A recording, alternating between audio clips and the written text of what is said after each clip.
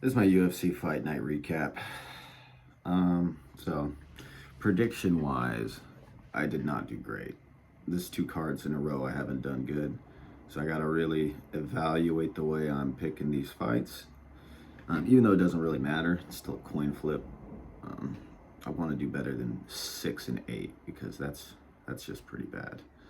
But man, what a good card! Some pretty solid fights on there.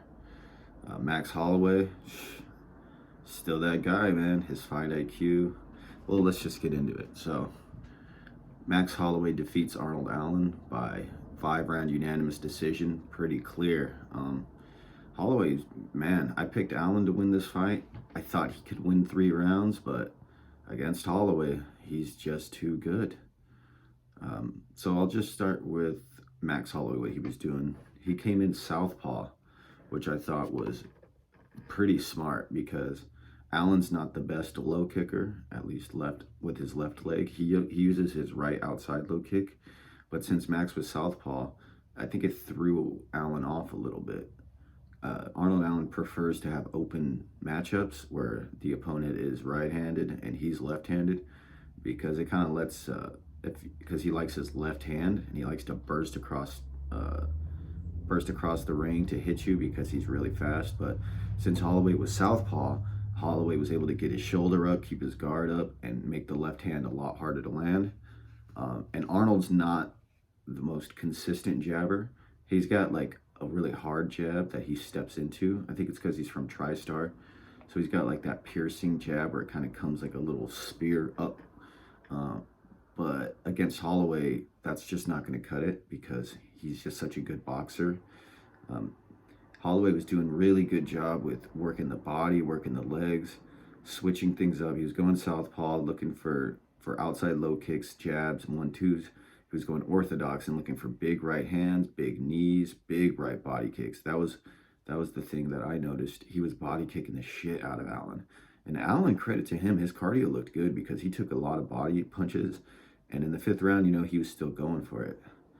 But yeah, Max Holloway stomps to the knee, right body kick, right head kicks, left head kicks. He would switch southpaw, 1-2 into orthodox, and then just start another combination orthodox.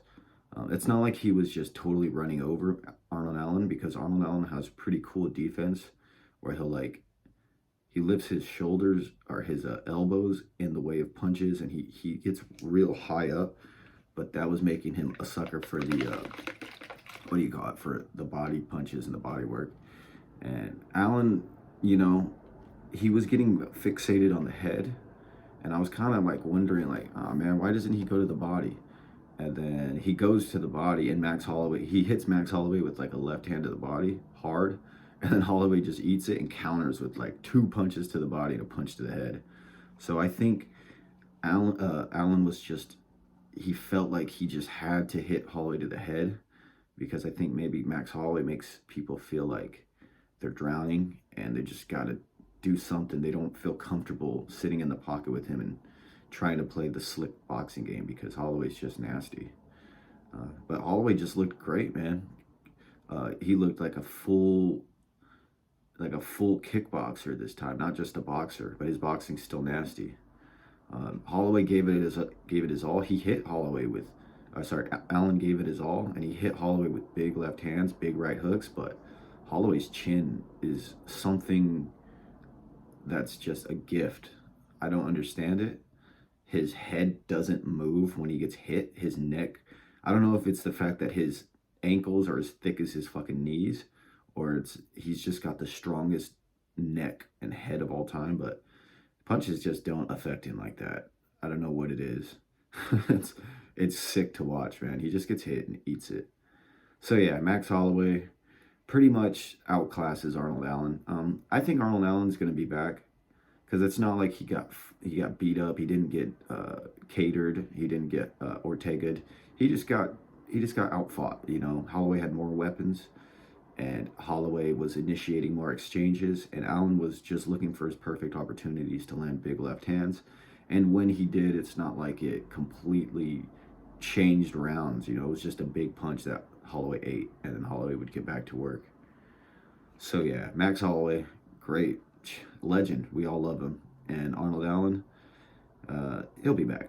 Probably just work on mixing it up. Stop not swinging for the head solely and just thinking you're gonna knock people out, because you run into someone like Max Holloway who you hit that dude with a baseball bat and he'd probably take it. And they were just high-fiving each other the whole time, which was kind of funny. I feel like these dudes would be homies. But yeah, I got that one wrong. I picked Arnold Allen, but Max Holloway showed me how dumb I am. And speaking of showing me how dumb I am, co-main event, Edson Barboza versus Billy Quarantillo. I had my buddy over here. He doesn't even watch MMA. And I told him I picked Billy Quarantillo, and he could not understand why. And as soon as he was like, oh, he's going to lose to that, he was like, you picked that guy against that ripped up ass dude. And I was just looking at them in the ring, and I was like, this might be one of those weird moments where the buff guy I should have just picked the athletic dude and said, screw all the other stuff. And yeah, man, Edson Barboza was 2 times as fast as Billy Quarantillo. Billy was trying to wing punches and trying to pressure Edson, but he was taking too long on the outside, and he stands too tall. And he always has this thing where when he goes for takedowns, he ducks. He ducks his head and he looks towards the ground, and he tries to just kind of run in at your hips. And he did it a couple times towards Edson, but Edson was able to escape, limp leg out, push the head down, and yeah, and then eventually Billy just threw a front kick against Edson against the cage, and I guess Edson just had a feeling he was going to shoot. Edson square against the cage, shoots this knee, and just catches Quarantillo coming into the takedown and knocks him out cold. It was vintage Edson Barboza, and looking at them in the ring, I can't believe I picked against him. I thought he was way more shot than he actually is, and that's, again, another lesson learned. Picking against the OGs who have a proven track record against the young up-and-comers, especially Quarantillo, because it's not like he's undefeated. He loses a lot. I just didn't know he was going to get slept like that. I thought he was going to be able to wear down Edson, but no, I was completely wrong. Edson Barboza times him with a beautiful knee. And yeah, man, that was good to see. Edson got all fired up on the mic too, which is tight. I like to see him fired up. So yeah, Edson Barboza KOs Billy Quarantillo. And if you keep in track, it's 0-2 on the main card so far, and it does not get better. So the next fight, this one too. Azamat Murzakanov versus Dustin Jacoby. Azamat defeats Dustin Jacoby by unanimous decision. Pretty handily too, man. I said this one was scary for me because Dustin Jacoby gets hit by big left hands. I trusted his chin, and I thought he was going to be using more output, and I thought Azamat would get more tired than he did. But yeah, he didn't. Azamat bided his time, calmly walked Jacoby down. He was using feints, he was using his movement, and I think Dustin Jacoby, that really got in his head. And especially, I don't think Jacoby remembers the first knockdown, because in the 3rd round, he had Azamat hurt and gassed, and he went and clinched him. And he just clinched him, and it looked like he thought he might have won one of the other rounds or wasn't sure.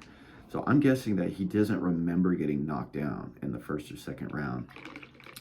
And Azamat Murzakanov, man, just that big left hand. He just walked him down. He was landing good combinations, countering Jacoby. He was faster and he hit harder. Knocked Jacoby senseless in the 1st round. Almost got a knockout.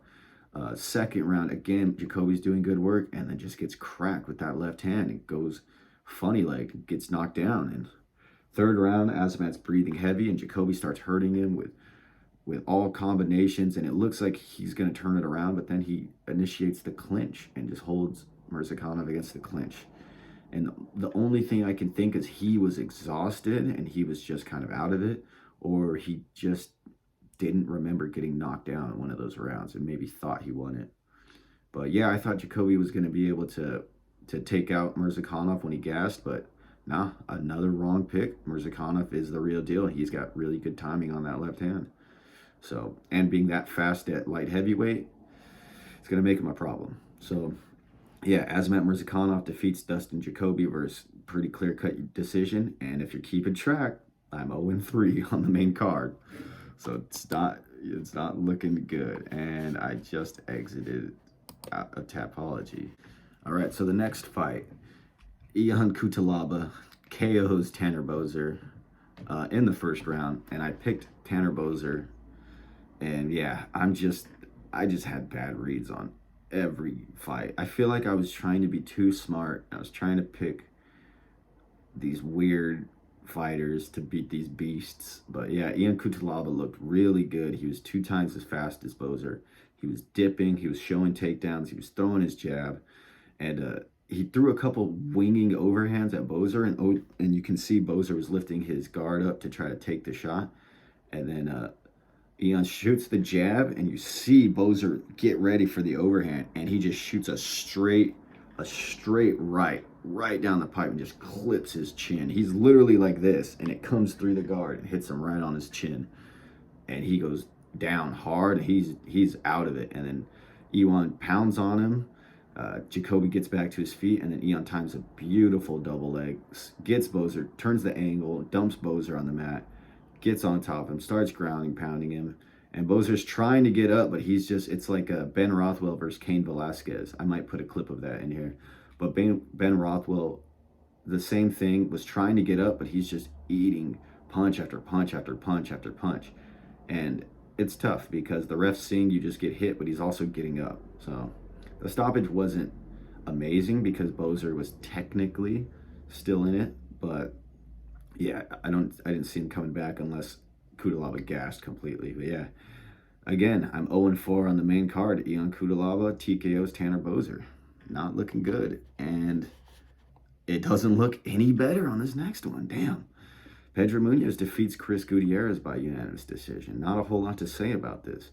Pedro Munoz got his punches going. He pressured Gutierrez. Gutierrez, I'm not trying to be a dick. He looks like the most scared man I've ever seen in the ring. His eyes are like, he's like this. And I'm not talking shit. It's just how he fights. His eyes are fucking like this. And he's like making faces as Pedro Munoz comes out. It was weird. I don't know. He got stunned pretty bad with an elbow, I think, in the first round. And then for the rest of the fight, he just it just seems like he can't take initiative. He can't pull himself back into fights if he's losing unless he lands like a big shot. But Munoz was just staying calculated. He was out kicking Gutierrez from the outside. Gutierrez looked so hesitant. And then when Munoz came in, Gutierrez would kind of dodge out of the way and then try to counter with some little punches. But Munoz, for the most part, just outstruck him, pressured him, and hurt him again. And I think in the third round, he might have hurt him again. I don't remember. This fight was kind of dull to me. But yeah, I picked Chris Gutierrez. I thought he'd be bigger, and he actually was not that much bigger. He was a little bit taller. But Pedro Munoz he showed his skill. You know, he went out there, looked a little bit more aggressive than he's been lately, and I think that helped him a lot because Gutierrez basically likes to be pressured, it seems like. Or he can be pressured, I should say. But yeah, that's 0-1, 2, 3, 4, 5. It's 0-5 on the main card, guys. 0-5. Okay. At least I get this next one, which was easy. Next one, Rafa Garcia defeats Clay Guida. Yeah, just outboxed him. Didn't look like he wanted to hurt him. I picked Rafa Garcia. I think most people did. Yeah, Clay Guida, he didn't look great. You know, he couldn't establish pressure. He couldn't establish a takedown. It was just a bad matchup for Clay Guida. And Rafa Garcia was just popping him 1-2s, jabs. You know, little punches, body punches, just working him, just kind of keeping you can call it like a workman-like performance. He just went in there, did the damn thing. It was never in any trouble. Clay really didn't have a whole lot to offer him on the feet, didn't have a whole lot to do to him. He couldn't get him down. He couldn't bully him in the clinch. Just a tough fight for Clay. But Hoffa should have probably put his foot on the gas and made a statement, but he played it safe and got the win. And yeah, I think that was a pretty easy one to call because Clay's a little older and he's been figured out at this point. He's not bringing anything too new to the table. He's just in really good shape and he's always game. So yeah, Rafa Garcia, that was finally I got a win. All right, next fight. I called this one too. Bill Algeo versus TJ Brown. I thought Bill Algeo was going to win a decision, but TJ Brown was winning pretty handily. I didn't expect him to go out there and just slug with Algeo like that and just throw winging punches. And Algeo's got a chin, bro. He eats. I told you he's crazy. He just eats punches, gets hit. His nose is bloody. He's got this dude just pressuring him, trying to take him down, trying to hit him with big punches. And TJ Brown wins the first round. I think it was pretty clear to me. Aljo hit him as well, but it seemed like he didn't have the power to make Brown slow down. And I thought Brown was just coming in too reckless with his chin in the air, and he was swinging these wide shots. And Bill Aljo just times a perfect lead elbow, just catches him right on the chin as he comes in for a flurry, drops him down, he gets his back, and just locks in that rear naked choke. And that's it. It turned around like that. This game's crazy, man. Or MMA is crazy, I should say. TJ Brown was doing good until he wasn't. Beautiful lead elbow from Aljo that drops him. Aljo was putting himself on the cage a lot in this fight. And I didn't think that was going to work out for him, but it ended up actually getting him the knockout because he forced TJ Brown. It seemed like every time he got back to the cage, TJ would come in with a flurry. And so maybe he knew that if he was against the cage or back to the cage, that Brown would flurry, and he just timed it. I don't know. It's just sick. And then Bill Algeo starts talking shit about Kansas City, saying he's not going to retire in this dump. And yeah, I missed it. And then I went back and watched it, and I was, yeah, Bill Algeo with the heel turn is dope. So yeah, I called that one. So far I'm, oh God, so far I'm 0-1, 0-2, 0-3, 0-4, 0-5, 1-5. I'm 2-5. So next one, Brandon Royval defeats Mateus Nicolau by KO. This is my one redeeming call of the night because I feel like most people were picking Mateus Nicolau because Royval gets dropped in so many fights, and Mateus Nicolau is a patient counterpuncher. But I just had a feeling, crazy ass Brandon was going to get in there, and he was just going to give Mateus too many things, and he was going to catch him. Too many things to look at, sorry, and he was going to catch him. And that's what happened. Royval was coming in, he was throwing punches, he was pressuring. Mateus was circling on the outside, and then Royval just times him. Royval steps in to throw a punch. Mateus tries to shoot to look for the counter, and Royval just steps through with this beautiful knee, catches him right on the chin, makes him Bambi leg all over the ground, gets on top of him, and just pounds him out. And that knee was a thing of beauty. That's why he reminds me of Carlos Condit. He just has these weapons, and they're all designed to kill you. And yeah, he's just an action fighter. He also, Andy Risty, those marching knees. It was so sick. I was happy. That was the one I called on this card that I just had a feeling the underdog was going to win that time. So I'm really happy with that one. Brandon Royval KOs Mateus Nicolau in the first round. Beautiful stepping knee. And that's 3 in a row I've gotten. So I'm 3-5. And then Zach Cummings KOs Ed Herman. This was a good fight. I liked this fight. I said it was going to be like two dudes fighting in the bar, and it kind of looked like that. Ed Herman is fucking gigantic compared to Zach Cummings, but he's slow, and he looks like he's been fighting for 100 years. And Zach Cummings is a quick southpaw, especially for this weight class, with some decent boxing and real quick hands. And yeah, every time Ed Herman tried to engage, basically, he got hit, and he got hurt really bad. And Zach Cummings was just smiling at him and kept getting fouled. Ed Herman, I like Ed Herman. He's a cheating little bastard when he starts losing, bro. If you remember against Mike Rodriguez, he faked a groin kick and ended up winning. Oh, dude, I love it. These veterans that just cheat. He up-kicked Zach like twice on the ground, once in the jaw, once in the nose. He was just, I love it. Hey, you ain't cheating, you ain't trying. So, yeah, and then they both retire together, and it's actually a heartfelt moment. You feel like they're going to go get a beer with each other afterwards. Both guys retire. Zach Cummings actually fights in Missouri. And I just watched his fight the other day from 6 years ago. He knocked this dude out. So yeah, Zach Cummings just southpawed his ass up, straight lefts down the center, right hooks over the top, get circling out, spiraling out and then timing him with big left hands as he came in. Yeah, he just smashed him and eventually just caught him. I think it was a check left hook as Ed Herman came in. Ed Herman goes down and Zach just finishes him brutally against the fence. So yeah, Zach Cummings KOs Ed Herman and both guys retire. And yeah, that was nice. Good moment. I definitely recommend watching that fight. I called that as well. Jillian Robertson beats Piera Rodriguez. I called this one as well. Finally, some good ones for me. Yeah, I thought Jillian Rodriguez was just Robertson, sorry, was just going to take her down and submit her, and she did pretty easily. Jillian Robertson, yeah, she's not great on the feet, and in the beginning of this fight, I was kind of like, uh-oh, and I was like, oh no, she looks like she don't know what she's doing. But apparently, eventually, her veteranness came in and she pulled guard. And she used guard to sweep Piera Rodriguez to get to a single leg and to get her down. Passed the side control, and right when she passed, I was like, ooh. No, she didn't pass the side control. I believe she got stuck in half guard. But yeah, I could just tell from the top game that she just had a distinct advantage there. And the second round, she immediately shoots a double leg. And I think it was a double leg. It was like some weird kind of smooth takedown, and she just got Piera Rodriguez down, worked position, just smothered her, used ground and pound to open things up, eventually got to mount, and then Piera Rodriguez was trying to do that thing that people do at zombie guard or some shit, but she's just sticking her arms up, and Jillian just grabbed that arm, turned to the arm bar, overextended it, and didn't get a tap, I guess. I don't know, it's tough. It looked like she tapped, but it also could be argued that she didn't tap. But yeah, and she was butthurt about it, and I don't blame her.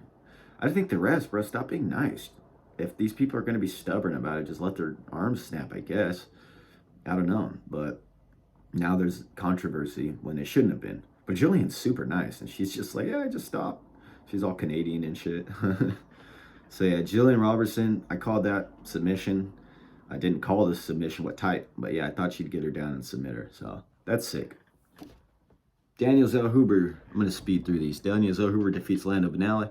I thought Lando Venata would be able to land the more meaningful shots from the outside, but Daniel Zellhuber, credit to him, was able to land enough shots. He hurt Venata coming out of an exchange in the first round, put him against the cage.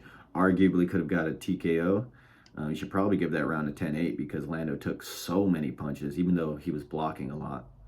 But Daniel Zellhuber, yeah, looked good. The only thing I don't like is he still just struggles to take initiative. He likes to be too patient, in my opinion.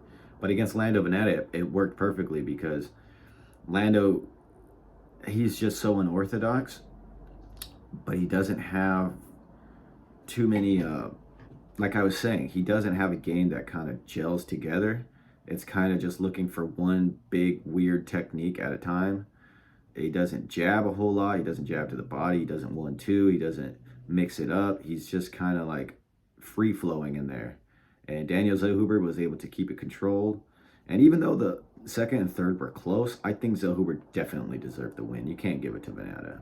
He tried and he came back, but third round, Venata, I don't think he threw more than 20 strikes. Maybe 30, if you're counting kicks.